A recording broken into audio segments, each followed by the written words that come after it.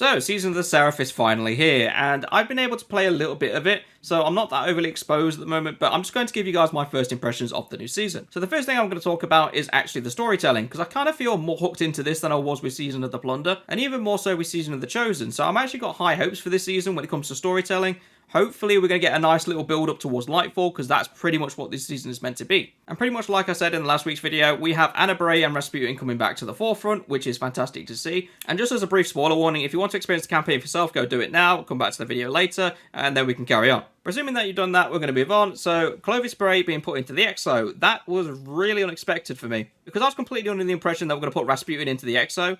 And it kind of sounds like we're going to upload him into the Wi-Fi now, which is a weird twist I did not expect. And then not to mention Osiris is doing his mad ramblings in the background, which, to be honest, he's just been infused with darkness, which is thousands of years old, so that can be kind of expected. But I'm going to be honest, he does seem very suspicious. I'll talk more about it later as we get more of the story to actually see, and I'll be able to confirm the suspicions or not, but we'll wait and see on that one. But let's go into the activity, the new Battlegrounds that has come out. It's really fun, weirdly enough. So when the original Battlegrounds came out, I did think they were very cool to start with, but then they started getting really, I suppose, more like a chore, if anything. Whereas these Battlegrounds don't feel like they're going to be that. There is a bit more to them. It's a bit odd to describe, because running out and taking out all the enemies, whilst being very careful about the Sentinel Tower that's going to kill you in 15 seconds or less, I don't know, it's just like a fresh sense of danger, and it's very welcomed in my opinion. Moving on to the next area, we basically have what is in this old Battlegrounds, which you need to defend like a spire of some kind, whilst Anna Bray hacks into it. And there's going to be enemies that are going to come along and disrupt your ghost if you're not careful. And I swear to God, there better not be a triumph that says you can't let them disrupt the ghost once.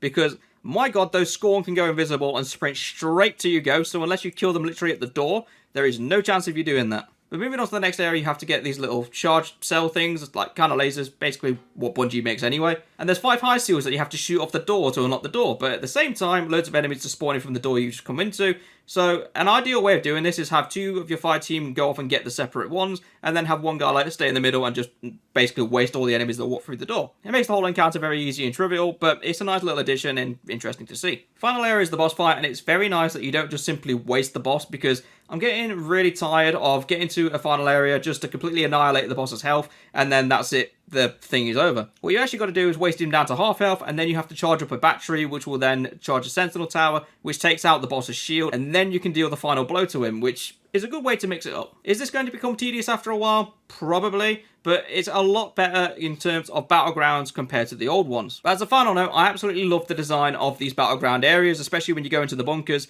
The design work on them is phenomenal. It never ceases to amaze me how much Bungie can actually fit into a map, and this is just testament to that. Now moving on to the seasonal armor, I am actually quite happy to see this, because it seems a lot more mech than the mech armor looks in the Halloween event, which is really weird to say. I imagine it can combine quite nicely, and the same would apply to the Fortnite stuff that we got as well. Some of those armor pieces will combine nicely with this set. But overall, I'm actually liking the look of the new armor, so thumbs up from me, Bungie. Now, final note, and this one is a bit of a downside, but there's got to be a downside in the season somewhere. My number one concern, and I said this in last week's video as well, because we have content starting at the start of the season rather than after the dawning, I know there's going to be a content drought towards Lightfall. And if it's anything like the previous seasons, it's going to be for 4 weeks long, and the player base is going to absolutely nosedive. They might all come back for Lightfall, we'll have to wait and see, but that is just what's going to happen. And it's really frustrating for me to see, because I know Bungie can literally just flip a switch, like delay the content that they had planned, and then we go straight into the dawning, and there we go.